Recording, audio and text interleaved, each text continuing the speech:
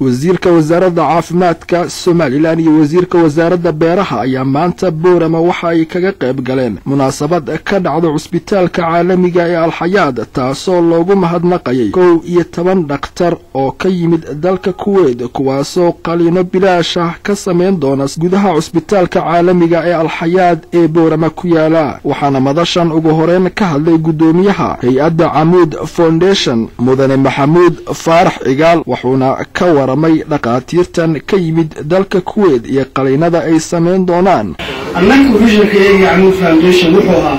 meeshan inta loo waxbarashadii jaamacadii lagu waafaqo caafimaad taasina ilaahay baa noo keenay anigu maalintan cusbitaalka bilaabnay 2060 dadku waa nalaya waxa la waa maxaa keen lacag keenaysa meesha maxaa xabsi baa wali wala emailadi noo soo diray meesha xabsi baa la socotaan laakiin bifadlillah ay waxay ku yimaadeen waxaan u leeyahay ma wixii kale na leeyahay ma bifadlillah bay ku timiday dadkeenu wadaan wada shaqaysanana wax walba waan gaari karnaa subhanahu wa ta'ala wadikeen wadada ma fuqaraa mani alladii yafridu wala nagu qosna ma kana dad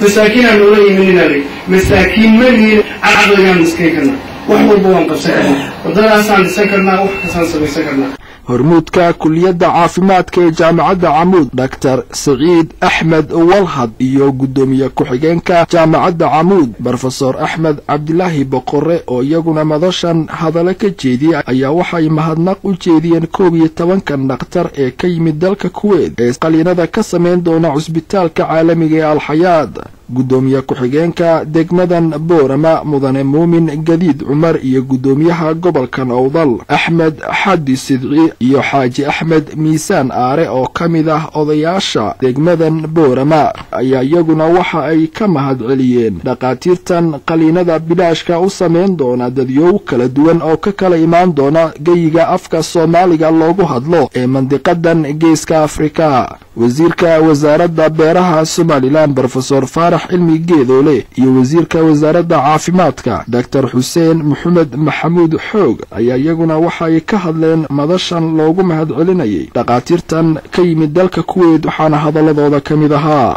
waanu geyn markii uu socday Dr. Maxamed Xuseen Fariid iyo Maxamuud Cigaal ay ku noqonayeen Kuwait si ay u soo helaan dad wax lagu soo kordhiya dawladda Kuwait aad baan ugu mahadnaqaynaa jamciyadan al-awn al-mubashir aad baan ugu mahadnaqaynaa ninkii dhakhtarkii u hadlayay wuxuu yidhi halkaa waxaan u dhibidnay maaha lacag waxaanu ku jirnaa waa jihaad oo waxaanu shaqaysanaynaa ajar baan ilaahay ka doonaynaa taasina waxay noo muujinaysaa dariiqii horumarka ay Soomaaliland si fiican u bilowday weliba gobolka Awdal oo talaabooyin fiican oo xagga horumarka wado waxa weeye runtii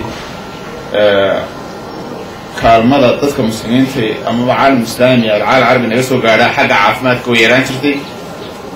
waxa laga yaabaa in dhinacyo kale naga soo gaari jireen waxbarashada xagga kaalmada kale xagga agoomaha xagga caafimaadka ugu yaraa runtii waxaan rajaynaynaa in marka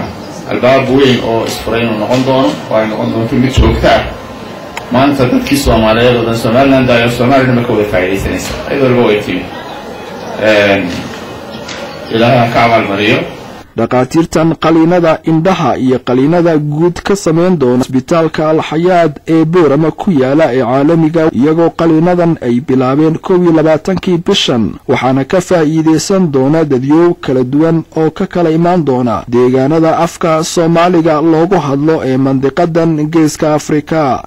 Cabdi Fataax Axmed Hadwanaag News magaalada Boorama